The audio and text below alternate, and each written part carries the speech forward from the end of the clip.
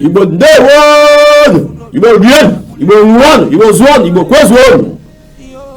Tata bịara m ka m si abịa n'anya. Mụ bụ Maazị Uche Ezegalụ nke na-ewetara n'ozi a site na Procyon television radio. Ka were ekwu okwu maka na ifu na anyị n'anya ọfụma ịma na ọnwa Disemba nọ, anyị nọ n'ọnwa Disemba kịta. Ọnwa Disemba na-atụ atụ ka ọnwa ọ na-atụzụ ka anyanwụ. Ọ na-emukezi nnọọ ka nwaanyị dị ọcha were amasị mma napụtara onwe ya n'ọgbọ ọnwa Disemba. Ịma na ọnwa Disemba dị ime, ọ na-amụ ọtụtụ ihe, ọ na-amụ ezigbo ihe, ọ na-amụkwa ji ife, na-amụkwa ihe niile dị iche iche. Ma gwa na-ege m ntị nke ị ga-ewe nwe nke ọfụrụ nke ihe ọma ọ mụtara ka ị ga-ewe ajọ ife ọ mụtara. Kedu nke ị ga-ewe n'ime ha na-abụ? Maka na ọnwa Disemba na-amụta ihe juru eju.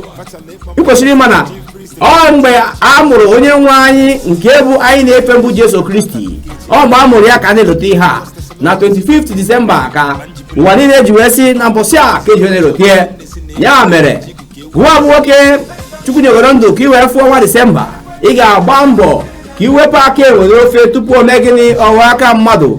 Ajọ ife kpọọ gị oku ịgbakeri azụ si ya mba na ọbụkwa mụa. Ajọ ife kpọọ gị oku ọzọ isi ya mba na ọbụrụ ọgụwa. Ị ga-eji nwayọọ makụrụ ihe ọma kacha amakụ mmadụ. Yiri ihe ọma ka esi eyi akwa, nwụọ ya ka esi aṅụ mmiri, kwupụta ya n'ọnụ ka esi ekwupụta okwu. N'ihi na ihe ọbụla dị mma dị mma. Onye ọbụla ga na Disemba ihe eji nwayọọ kpesi ekpere ike n'ihi na ụzọ adịchara mma. Ụna afụgoro ka Naijiria si wee dị, ndị na-ana ana Igbo ma ndị na-ana mba ọzọ dị iche iche, okporo ụzọ adịchara mma. O nwere ebe ihe abanye ọdụ nnọọ ka ibanye n'ugbo ebe a kọrọ ji, ọ na-ada gbogbogbogbogbom ọdụ nnọọ ka ebe kwarịkọta na-akọ mmadụ. Mana ka o si na dị, anyị ga-ahapụ maka mgbagbu wee hapụ ọgụ. N'ihi na ọ bụrụ na mmadụ gbagoro elu daa, o gosi na onye ọzọ nwekwe na onye ọzọ aka ya dakwu.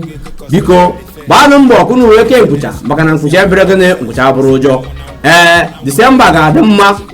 Wee na-asị na Krismas a ga-amụta ihe ọma. Wee na-asị unu ihe niile a ga-eri eri anyị ga-enweta ya n'uju. Ihe niile anyị ga-aṅụ aṅụ anyị ga-enweta ya n'uju. Agwọ ma ngụ anyị ga-enweta ya ga-eji nye ụmụazị nri goro ofe akwa. A na-ekwe oyoyo. Ife ọjọọ na-eme n'azụ anyị ga-anọ n'iru. Ọ na-eme n'iru anyị ga-anọ n'azụ. Ekpuchi anya ndị iro ọma mfụ anyị. Ọ ya dịrị anyị mma n'ụtụtụ na Disemba. Ọ ya dịrị anyị mma n'efife n'ọnwa Disemba. Ọ ya dịrị anyị mma na mgbede n'ọnwa Disemba. Ọ ya dịkwara anyị mma n'abalị n'ọnwa Disemba. Ikuku onye nwe anyị ga-ekpuchi ndị niile na-ege m ntị tata, n'ihi na ihe ọma dị mma. Anyị ga-agba Krismas a, anyị ga-agba ya ọfụma, gbazie ya agbazie. Ọ dị mma wee depụrụ okwu ya. Biko ndị na-ege m ntị, nna asị ekele doro ụlọ.